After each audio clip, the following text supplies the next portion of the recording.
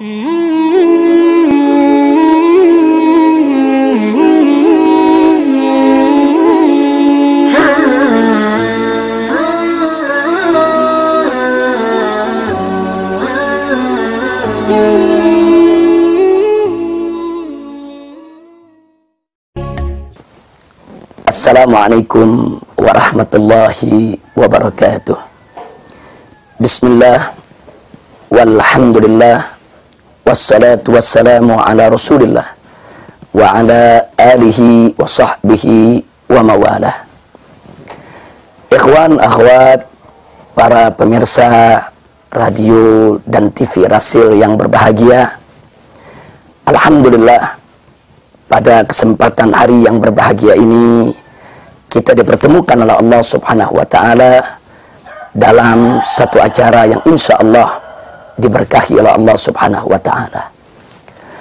Ikhwan, akhwat, sebagaimana sama kita ketahui bahwasanya Al-Quranul Karim adalah kitab suci yang diturunkan oleh Allah Subhanahu wa Ta'ala kepada Nabi kita Sayyiduna Muhammad sallallahu alaihi wasallam. Al-Quranul Karim diberikan jaminan oleh Allah Subhanahu wa Ta'ala untuk dijaga dan dipelihara, sehingga tidak akan pernah ada satu kekuatan pun di alam semesta ini yang mampu untuk merubah, untuk memalsukan, untuk menambah atau mengurangi daripada kitab suci Al-Quranul Karim. Allah Subhanahu wa Ta'ala berfirman dalam surat Al-Hijr ayat 9, wallahu subhanahu wa ta'ala qala inna nahnu nazzalna dzikra wa inna lahu lahafizun. Shadaqallahul azim. Luar biasa jaminan ilahi untuk daripada otentisitas Al-Quranul Karim, keotentikannya, keorisinalannya betul-betul dijaga oleh Allah Subhanahu wa Ta'ala. Dalam ayat yang kita bacakan tadi, Allah menyatakan inna nahnu nazzalna dzikra, sesungguhnya kami telah menurunkan adzikra, yaitu Al-Quran, wa inna lahu lahafizun, dan sesungguhnya kami yang akan benar-benar menjadi penjaga baginya. Ikhwan, akhwat, rahimakumullah. Di dalam ayat ini Allah Subhanahu wa Ta'ala menggunakan kata inna atau nahnu, atau dalam bahasa Indonesianya kata kami. Kenapa dalam ayat ini Allah Subhanahu wa Ta'ala menggunakan kata kami? Ada dua rahasia yang perlu untuk sama kita ketahui. Yang pertama adalah untuk menunjukkan keagungan dan kebesaran Allah Subhanahu wa Ta'ala. Jadi penggunaan kami untuk zat Allah ini lita'zim, untuk mengagungkan Allah Subhanahu wa Ta'ala, untuk menunjukkan betapa maha besarnya, betapa maha suci dan maha agungnya Allah Subhanahu wa Ta'ala. Adapun yang kedua, untuk menunjukkan bahwa di dalam persoalan yang disebutkan oleh Allah Subhanahu wa Ta'ala tadi, ada unsur lain yang dilibatkan oleh Allah Subhanahu wa Ta'ala di dalam prosesnya. Seperti di bagian yang pertama Allah Subhanahu wa Ta'ala menyatakan inna nahnu nazzalna dzikra, sesungguhnya kami telah menurunkan Al-Quran. Dengan Allah menggunakan kami mengisyaratkan bahwa dalam penurunan Al-Quranul Karim Allah melibatkan unsur lain, yaitu sebagaimana sama kita ketahui Allah melibatkan malaikat Jibril alaihissalam di dalam proses pewahyuan kepada Nabi Muhammad sallallahu alaihi wasallam.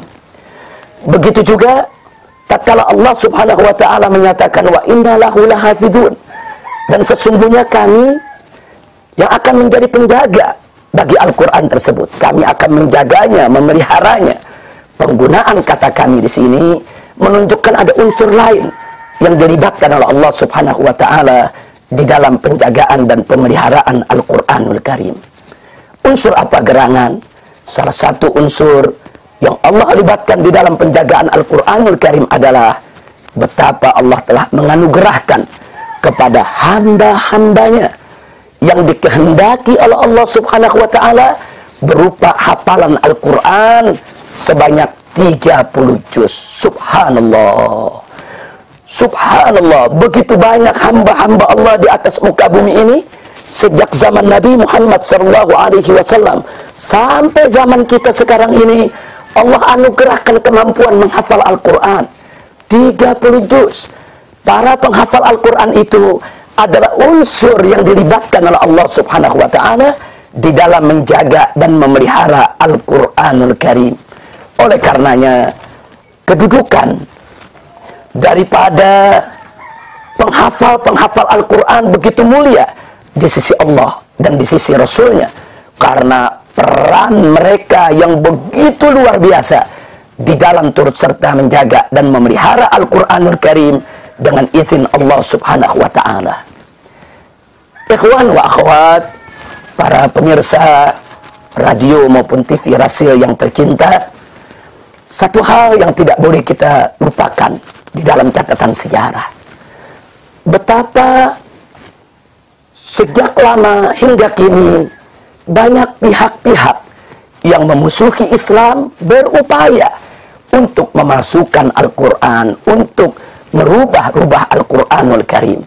Tapi apapun yang telah mereka lakukan dengan berbagai macam upaya dan kemampuan, ternyata upaya mereka selalu gagal. Kenapa? Karena memang Al-Quranul Karim selalu berada dalam lindungan dan penjagaan Allah Subhanahu wa ta'ala. Jangankan untuk dipalsukan, jangankan untuk dikurangi atau ditambah-tambah, diubah-ubah. Bahkan terjadi di beberapa negeri penerbit daripada percetakan Al-Quran secara tidak sengaja melakukan kesalahan dalam cetakan, hanya kesalahan satu harakat. Kemudian begitu mushaf tersebut disebar, yaitu di tengah masyarakat, tidak sampai 1 hari tiba-tiba ditemukan kesalahan tersebut. Subhanallah, ini merupakan kehendak Allah. Allah gerakan para penghafal Al-Qurannya. Ada yang melihat mushaf tersebut, membuka lembarannya, tiba-tiba membaca satu ayat berbeda dengan apa yang dihafal. Kemudian si penghafal ini bertanya, ini yang mana yang salah? Apakah cetakan yang salah atau hafalannya yang salah? Kemudian dia coba cocokkan dengan mushaf-mushaf yang lain. Ternyata begitu dicocokkan dengan mushaf yang lain, ya memang mushaf tersebut salah cetak. Ternyata hafalannya tidak salah. Akhirnya perkara tersebut dilaporkan kepada yang berwenang, kepada kementerian terkait di negeri tersebut, dan akhirnya mushaf yang salah cetak tadi ditarik kembali daripada peredaran. Subhanallah, begitulah salah satu cara Allah bagaimana Allah Subhanahu wa ta'ala menjaga dan memelihara Al-Quran. Oleh karenanya, mari sama-sama kita berikan motivasi, dorongan kepada anak-anak kaum muslimin di berbagai negeri untuk berlomba-lomba menghafal Al-Quranul Karim. Dan jangan lupa, kita berikan apresiasi kepada guru-guru tahfidz, kepada ulama-ulama penghafal Al-Quran, dan kepada para santri yang sedang melakukan upaya untuk menghafal Al-Quran.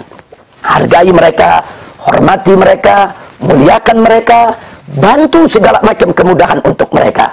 Karena mereka adalah orang-orang yang dipilih, dikehendaki oleh Allah untuk terlibat di dalam menjaga dan memelihara Al-Quranul Karim.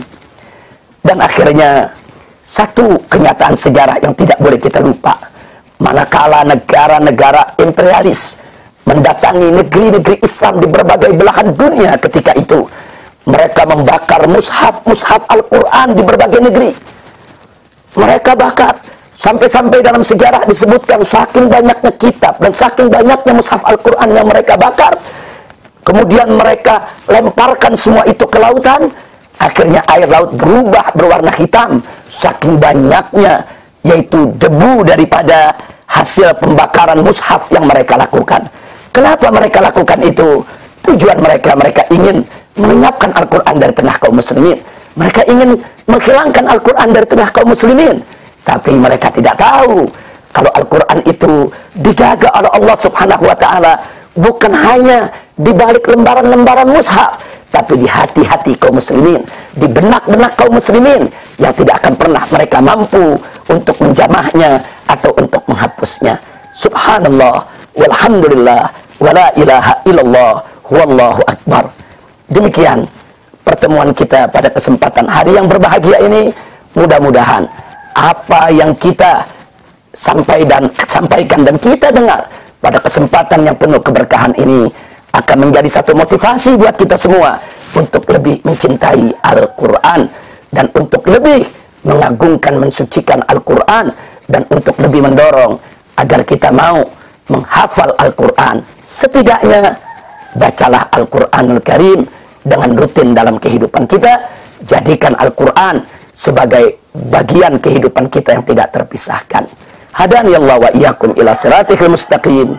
Wassalamualaikum warahmatullahi wabarakatuh.